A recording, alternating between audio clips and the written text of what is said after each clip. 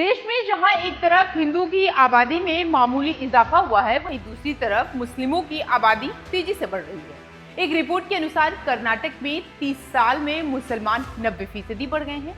Media reports के मुताबिक कर्नाटक में पिछले 30 सालों में मुस्लिमों की आबादी लगभग दोगुनी है। सिद्धरमैया की कांग्रेस की पिछली सरकार ने 2015 में ये सर्वेक्षण कराया था। राज्य पिछड़ा वर्ग आयोग को ये रिपोर्ट तैयार करने का काम सौंपा था। सर्वेक्षण का काम 2018 में तब पूरा हुआ था। कर्नाटक में अनुसूचित जातियों और मुसलमानों की आबादी में लगातार इजाफा होता रहा है। राज्य में 1984 में आखिरी बार किए गए व्यापक सामाजिक और शैक्षणिक सर्वेक्षण की तुलना में अनुसूचित जातियों और मुसलमानों की आबादी में 90% से ज्यादा की वृद्धि हुई है, जबकि वीरशैव लिंगायत समुदाय में तब से लेकर अब तक मामूली यानी सिंगल डिजिट की वृद्धि देखी गई है। 1984 के सर्वे में वीरशैव लिंगायत समुदाय राज्य की आबादी का करीब 17% था। फिर नए सामाजिक और शैक्षणिक सर्वेक्षण, जिसे जाति जनगणना के रूप में भी जाना जाता है, उसके अनुसार 2015 तक इसका हिस्सा घटकर 11% तक आ गया। इस तरह से इस सर्वे रिपोर्ट से राज्य के अहम समुदाय के नेताओं को बड़ा झटका लगा।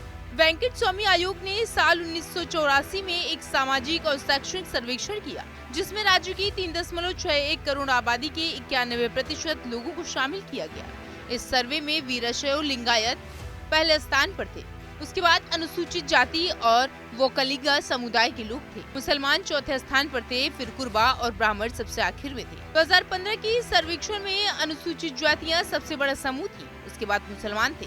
वीरशैव लिंगायत तीसरे स्थान पर खिसक गए थे और उसके बाद वोकालिगा, कुरुबा और ब्राह्मण बिरादरी के लोग थे। कर्नाटक राज्य पिछड़ा वर्ग आयोग के पूर्व अध्यक्ष CS द्वारकनाथ के अनुसार वीरशैव लिंगायतों को एक झटका लगा, क्योंकि उनके समुदाय के लोगों को उच्च आरक्षण देने के लिए एक अलग पहचान को प्राथमिकता दी थी। उनका कहना है कि सदर लिंगायत को कैटेगरी 3B के अंतर्गत आते हैं, जिनके पास 5% आरक्षण है। हिंदू सदर, जो कैटेगरी 2A के अंतर्गत आते हैं, जिनके पास 15% आरक्षण है।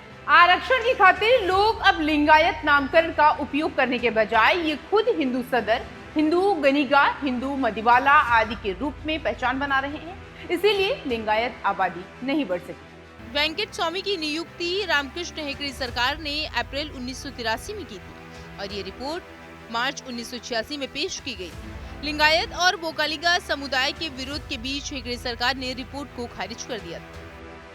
सिद्धरमैया की कांग्रेस की पिछली सरकार ने 2015 में एक सर्वेक्षण कराया। राज्य पिछड़ा वर्ग आयोग को उनके तत्कालीन अध्यक्ष H कंथाराजू को एक रिपोर्ट तैयार करने के लिए काम सौंपा गया। सर्वेक्षण का काम साल 2018 में तब पूरा हुआ था, जब मुख्यमंत्री के रूप में सिद्धरमैया का तत्कालीन कार्यकाल खत्म हो रहा था। बाद में कंथाराजू की जगह राज्य पिछड़ा वर्ग आयोग के अध्यक्ष बने जयप्रकाश हेगड़े, जिन्होंने पिछले साल फरवरी में इस रिपोर्ट को अंतिम रूप दी।